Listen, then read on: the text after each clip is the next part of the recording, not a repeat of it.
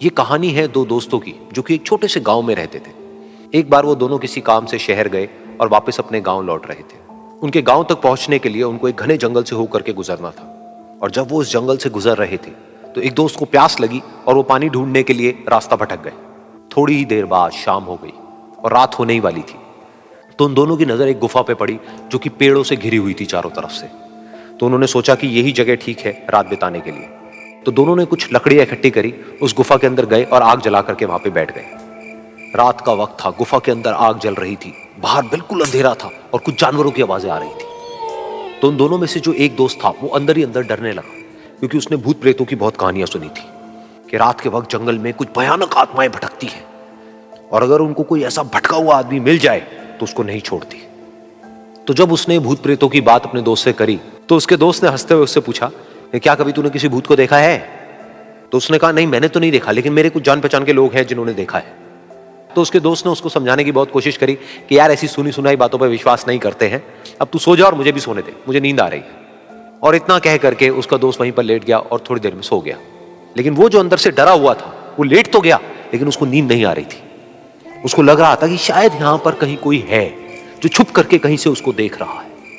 उस आग की वजह से कुछ परछाइयां बन रही थी वहां पर पत्थरों पर, तो उन परछाइयों को देख करके भी वो डर रहा था। फिर कुछ घंटे तक ऐसे ही चलता रहा। फिर उसके बाद में क्योंकि वो थका हुआ था तो उसको नींद आ गई। लेकिन नींद आने के कुछ देर बाद ही उसको एक सपना आया। सपने में उसको एक बहुत ही भयानक परछाई उसकी तरफ बढ़ती हुई नजर आई। अब जैसे जैसे वो अंदर से डरता चला जा रहा था, वो परछाई उसके और पास आती चली जा रही थी और बड़ी होती चली जा रही थी। और उस परछाई में एक हाथ उसको नजर आया जिसके बड़े बड़े नाखून थे, और वो हाथ उसकी तरफ बढ़ता चला गया और उसके गले तक पहुंचने ही वाला था कि तभी वो डर करके एकदम से उठा। फिर उसने अपने दोस्त की तरफ देखा जो कि सो रहा था, उसको पकड़ करके जोर से उठाया।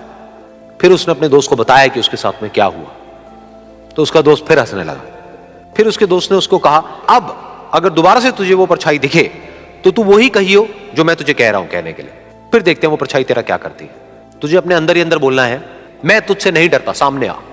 तो उसके दोस्त ने वैसा ही किया।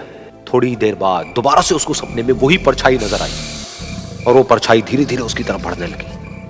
लेकिन इस बार वो उस परछाई से डरा नहीं, बल्कि अपनी पूरी हिम्मत जुटा करके उसने वही कहा, मैं तुझसे नहीं डरता, सामने आ। मैं तुझसे नहीं डरता, सामने आ। मैं तुझसे नहीं डरता, सामने आ। जैसे जैसे वो ये बोलने लगा वो परछाई छोटी होने लगी और उससे दूर होने लगी। वो बोलता रहा, वो परछाई छोटी होती रही और धीरे धीरे वो परछाई दिखनी बंद हो गई। बिल्कुल ऐसा ही हमारी जिंदगी में भी होता है। हमारे अंदर जितने भी डर है, उससे हम जितना डरते हैं हम उतना ही छोटे होते चले जाते हैं और वो डर उतने ही बड़े होते चले जाते हैं। लेकिन अगर हम अपने अंदर के डरों से नहीं डरते हैं और उसका सामना करते हैं तो दुनिया का ऐसा कोई भी डर नहीं है जो कि हमें डरा पाए।